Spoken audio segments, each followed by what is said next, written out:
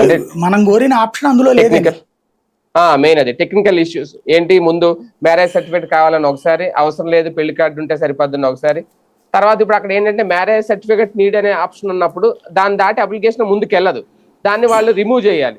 ఇక్కడ నాదెండ్ల మనోహర్ గారు బయట చెప్తున్న మాటలు ఒకలా ఉంటున్నాయి, తీరా ఆన్లైన్ కి దరఖాస్తు చేసుకునే వాళ్ళకి అది పనిచేయట్లేదు, దాంతో వాళ్ళు సర్వర్ పనిచేయట్లేదు అని చెప్తున్నారు. ఇప్పటికీ రేషన్ కార్డుల విషయంలో వస్తాయి రావా అని అయోమయం అయితే కంటిన్యూ అవుతానే ఉంది.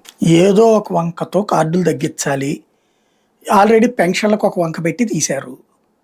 ఇంకా మ్యాక్సిమం అంటే వీళ్ళ ఉద్దేశం ఎట్లా ఉంటుందంటే, జగన్ అనర్హులకి బోల్డ్ అంత ఇచ్చేసాడు, అవి తగ్గించడానికి ఎన్ని రకాల ఆప్షన్స్ ఉంటే అన్ని చేస్తారు, ఎన్ని రకాల ఆప్షన్స్ ఉంటే అన్ని చేస్తారు. అది వీళ్ళ ఉద్దేశం. అంటే తిరుగుబాటు వస్తే తర్వాత చూసుకుందామన్నా, తిరుగుబాటు రాదన్నా ఇంకా రాష్ట్రంలో తిరుగుబాటు ఎట్లా వస్తుంది చెప్పండి, నాకు తెలియక అడుగుతా. తిరుగుబాటు అంటే ఓ 10 మంది రోడ్డు ఎక్కి కూర్చోవాలా, ఎవడు కూర్చుంటాడు?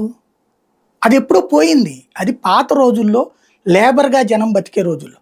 ఇవాళ ఒరిజినల్గా చెప్పాలంటే ఆంధ్రప్రదేశ్లో జనం middle class, there is no labour.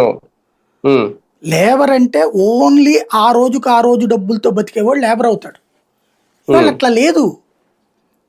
ఇవాళ ఆ రోజు డబ్బులతో బతికేవాడు ఎవడో చెప్పండి అసలు. అవును, నెల రోజులు కంఫర్టబుల్ గా ప్రతి ఒక్కరికి ఉంది. 5 కిలోలు బియ్యం ఇచ్చేసాక, ఫ్రీ బియ్యం ఇచ్చాక